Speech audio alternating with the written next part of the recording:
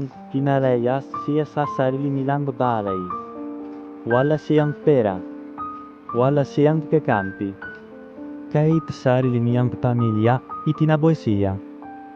Sa gabing iyon, dala lang niya ang malit na bata. At tula pangarap na halos mawala na rin. Wala siyang matuluyan. Sa bangketa siya natulog. Pero nangako siya sa sarili niya. Balang araw, babalik ako. Hindi para magiganti, kundi para patunayan ang sarili ko. Lumipas ang maraming taon. Naging mahirap ang buhay niya. Nagtrabaho kung saan-saan. Kreo, konstruksyon, helper. Lahat pinatos niya. Hanggang isang araw, nagbungga rin ang lahat ng paghihirap niya.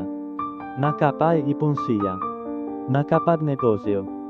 At tuluyang bumangat sa buhay. At bumalik siya sa bahay na minsan nagtabo sa kanya. Pero hindi na siya ang pinalayas noon.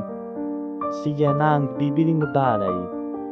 At ang mga taong natabo sa kanya, hindi makatingin sa kanya. Minsan, hindi rejection ang katapusan. Ito ang simula ng mas malaking kwentong tagumpay.